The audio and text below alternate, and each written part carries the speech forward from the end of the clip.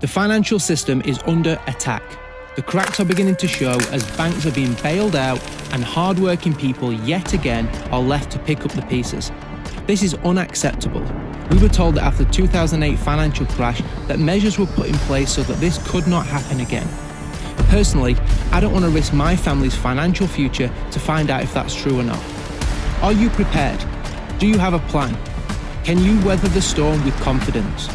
Don't be at the back of the line. Act now. Visit goldbusters.co.uk and protect your family today.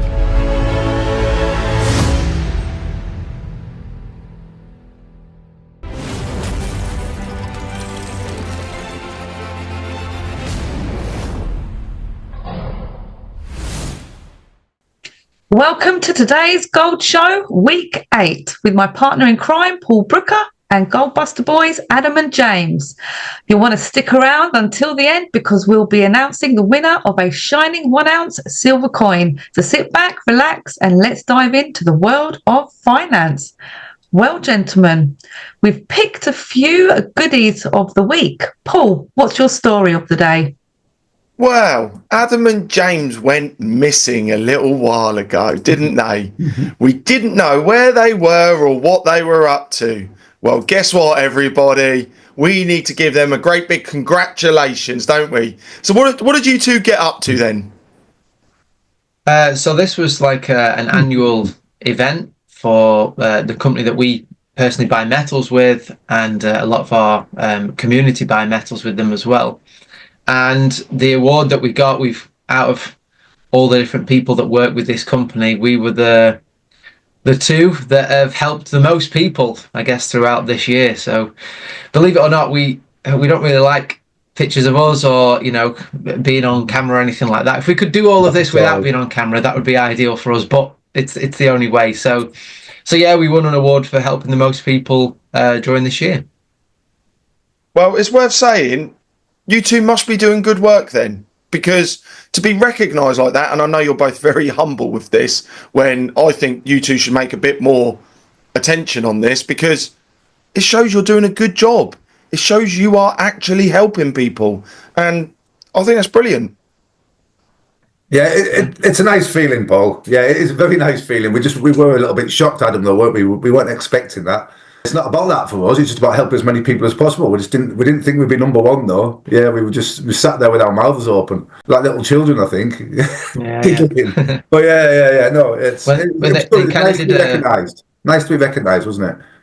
Yeah, they did a countdown, obviously like in reverse order, and we'd not been mentioned when they got to like the final 6 or something like that.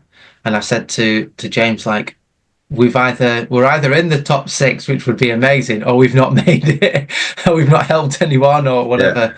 Yeah. And it turns out that we did. But I think, like James said, our aim is to help people, and if there's any award after that, then so be it. But it's not. We don't focus on the award necessarily. It was nice to have.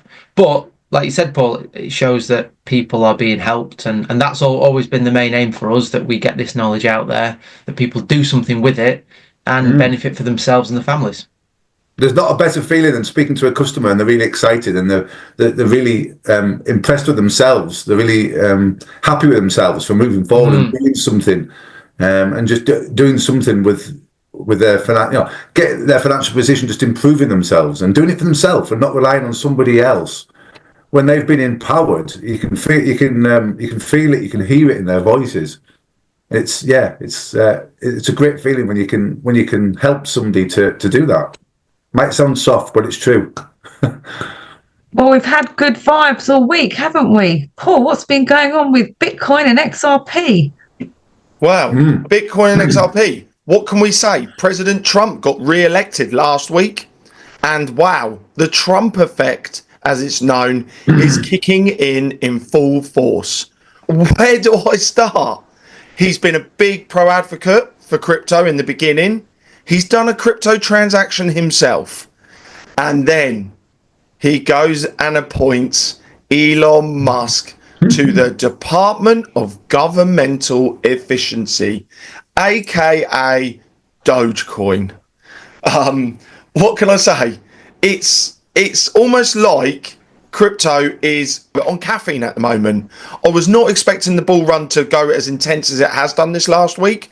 Bitcoin yesterday touched $92,000, which I was like, wow. Bearing in mind, the analysts have said that it's going to hit between $85,000 and $100,000. Well, I think they're all going to throw their predictions out the window now, because then once he gets sworn in the 20th of January, could be even more. Who knows? We are in totally uncharted, volatile territory, and we've just got to keep an eye on it. And speaking of the US, Adam, what are you seeing happening in the markets this week with the USD, especially since Trump has been elected now? So when you look at different assets and different markets, you can see that some of them have gone down, and it's not necessarily that those assets in particular are now not worth as much, but the US dollar is soaring. So if you think about, say, oil, it's oil versus the US dollar. So for the price of oil to go down, the US dollar can go up or oil can go down. It has the net same effect. And what we're seeing with all these different announcements and the news in the US is that the US dollar is strengthening. I know that we talk about a big shift to away from the US dollar, but currently the US dollar is still the big player in the world. 60% of global transactions in US dollars. So when the US dollar, there's some positive news about it and there's some momentum behind it, then it does have an effect. So the euro went down, essentially the US dollar went up, and that's, you can kind of see that across the board. There's US dollar strength. Just talking about what you were on about, Paul, with the Department of Government Efficiency, great title. If you think about it, if there's going to be more money coming into the country, the US, and there's going to be expense cutting, then overall that has a positive effect on the US economy and therefore the US dollar. So all of these things, you have to kind of play them through a few steps and think, okay, well, what effect will that have on kind of the next thing and the next thing? And the net result is a stronger US dollar. So yeah, I mean, let's see how that plays out. Like Paul said, it's volatile. I think Trump is kind of shoots from the hip, let's put it that way, and I think that can send ripples. They can be good ripples, but they can also be shaky ripples. So yeah, good for now, but keep your eyes open. Adam, I'm glad you mentioned that, because I'm starting to feel like, is this now a good buying opportunity for gold? Because I'm looking at this story here and it's saying for once this year, gold has been hovering around its lowest in 2 months as US rate cut hopes slashed. Now, we all know, because of Trump, crypto, etc., I think the money's moved a little bit away from gold into that market. So is this now a good time to pick up a bit of gold? It's always a good time, Paul.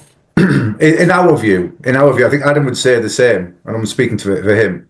But it's, I mean, we buy religiously every 2 weeks. Whatever the price, we buy religiously. But if we do have spare cash, when the market does have a pullback, does take a dip, great time to buy. Of course it is. It's always the best time to buy when something's on sale, isn't it? And at the minute, it's still silver territory for us anyway.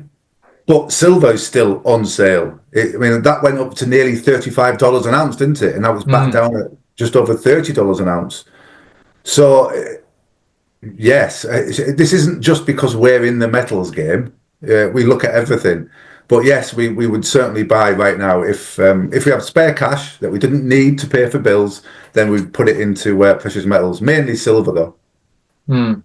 I think when you look at it always depends on the context. So if gold, let's take it to the extreme, because that kind of explains it a little bit clearer. Let's say gold's gone up for 10 years straight and it's just gone up and up and up, and then it comes down a little bit and people say, oh, gold's going down. Well, it can't go up forever. So the fact of it saying that gold is a 2-month low, 2 months in the grand scheme of things is nothing.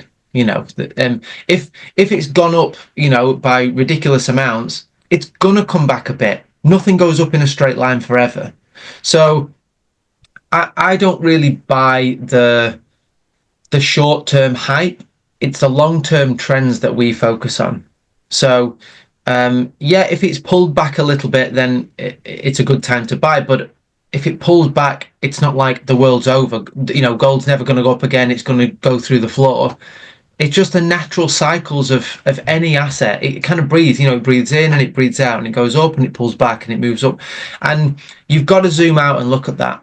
You know, 2 months, it's nothing. If you're only investing for 2 months, 2 months is everything. But if you're investing for 10 years, 2 months it's a blip on the map. It's nothing.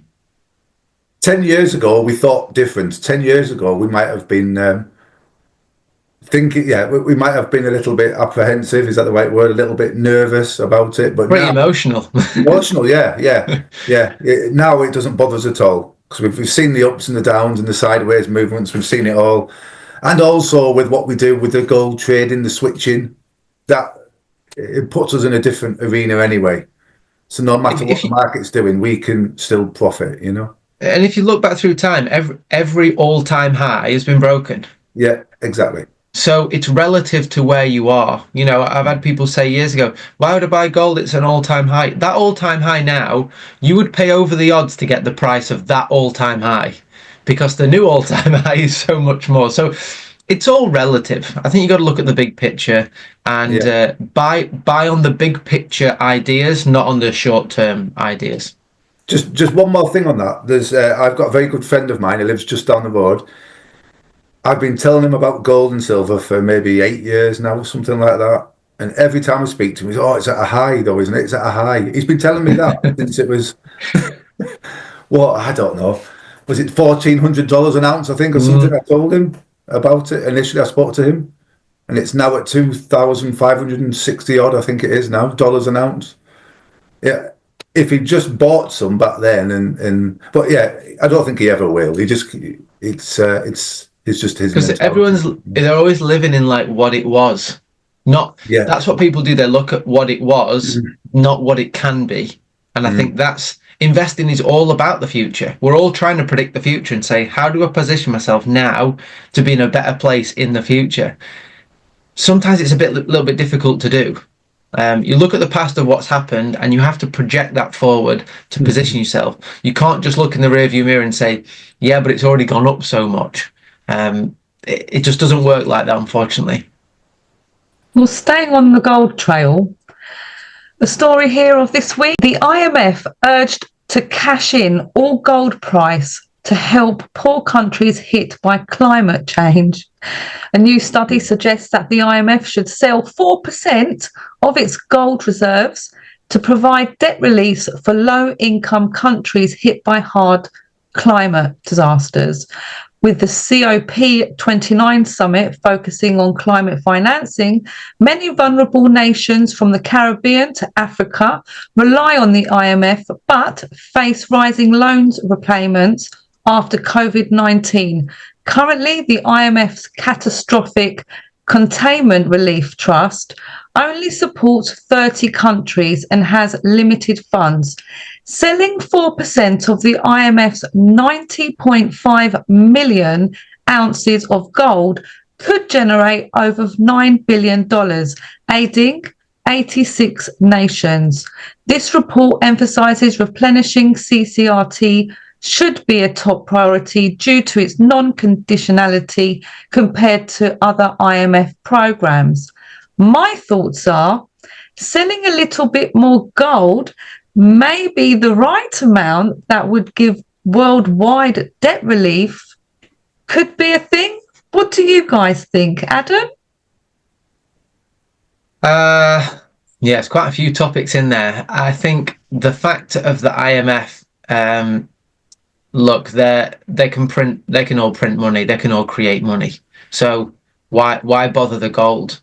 I think the fact of they've probably put countries in unrealistic conditions in the first place, giving them, you know, it's happened so many times that the IMF have stepped in looking helpful and basically just extended loans and giving them unrealistic conditions to pay the loans back. And then they say, okay, well, we'll give you another loan. They're like loan sharks, big corporate global loan sharks that are just loaning money out to countries.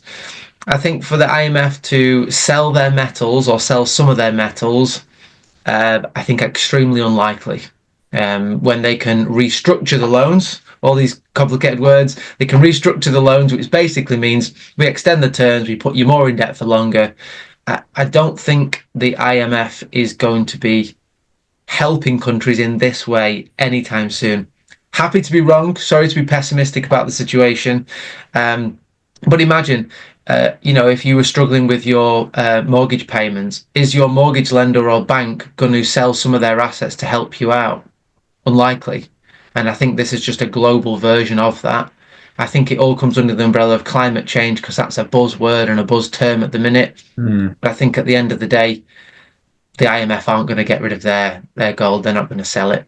They would be better off wiping the debt than it would be selling the gold, surely? I mean, that's just my 2 cents on that one. Yeah. But why don't they want to do that, Paul? Because there's value in the debt. Because a liability on your balance sheet is an asset on another balance sheet. Yeah, exactly. So why would they get rid of an asset? So the debt is an asset on their balance sheet, the IMF's, because they're getting payments from that. So, why kill the golden goose if it's going to keep laying eggs, keep bringing you money in? Why would you get rid of it? And that's what makes me think it's not going to happen. They just restructure it and kick the can down the road. Right, heading into my next story. The UK economy barely grew. Between July and September, the UK economy has grown by 0.1%. Now, with the Labour government saying they were going to increase growth, well, this is telling us the total opposite. So the UK economy is not doing well at all. Did we expect anything other than that, though? No. With Stan into power. Yeah. Well, let's digest this a little bit. They've brought in more taxes to scare off millionaires. I mean, the most recent one of note is the Pimlico owner. He's now left, saying the taxes are too much. You've got Alfie Best. He's left. Taxes are too much. There is no way they can stimulate growth with taxes being so high as they are currently. No way. So our growth is going to be down the toilet for way longer. There's no way they're going to bring it back unless they start reducing taxes. It's all they know. Yep. All they know. The problem is as well, and what there's a big disconnect, I think, and that is that people who are wealthy have options. They don't have to stay in the UK. They've got teams of advisors and lawyers, and they can structure things differently. They can live in other places. They can do other things. It's very easy for them to do that. So when you put taxing the rich, it never works because they find ways around it. And you can debate whether that's right or wrong. But I think the wrong thing is assuming that if you just put more taxes on people, you'll get more. And it doesn't work. It stifles growth. It stifles innovation. And anyone that has an option to not pay those taxes, they take it. And I think we'd all do the same. If we had an option not to pay those taxes and possibly live in a sunnier climate, yeah, well, why not? Why this not? This is one thing that Trump understands 100%. Like when businesses have more money to spend, they do things with it. It doesn't just line the pockets of the shareholders. They employ more people, they innovate, they take more risks, there's more research and development. They do something with it. So, yeah, I think the thing is with governments is they have like a very blunt instrument and they think this one instrument solves everything. And it just doesn't. I think this is going to be catastrophic. And I think the people leaving the UK for more favourable climates, economically and I guess with the weather as well, is going to increase. I think the disconnect as well is everyone's so globally connected. people can work from anywhere these days. It's so much easier to do that now than it was years ago. You can manufacture in one country, live in another, have premises in another country. It's easy. And it just puts people off when they just keep raising taxes and blaming people, blaming business owners for the situation. Well, I have a fun fact of the day, guys. The discovery of the world's largest gold nugget is being remembered 150 years on. Two Cornish miners found the huge nugget dubbed the Welcome Stranger while prospecting in the gold fields of Victoria, Australia on the 5th of February, 1869. Paul, have you any other news you'd like to share? I do indeed, Drew. My last story of the day. This is from the Express. Russia's economy on brink of disaster with firms facing mass closures as interest rates soar. I'm shocked by this one because only yesterday I reported Russia are the top purchasers of Rolls-Royce cars. They have ordered 50 Cullinans this year and another 20 of Rolls-Royce's electric version. So their economy in the toilet, I'm not seeing that at all. No, that's false news. Yeah, I think I'm going to call, lies on that one. Very suspicious. Yeah. Well, that brings us to the end of today's show. Thanks for joining us on The Gold Show. And this week's winner is Jill Jackalavicious. Congratulations, you have won a 1 ounce silver coin. If you want to join our weekly competition to win the 1 ounce silver coin, watch our show and then go to our website, thegoldshow.com/competition and answer the question each week. Just a reminder, you have to re-enter each week to enter into the lucky draw. Any questions about any of the topics we have discussed today, email questions@thegoldshow.com, which will be read out on next week's show. Gentlemen, I will see you next week. See you now. See you later. Bye.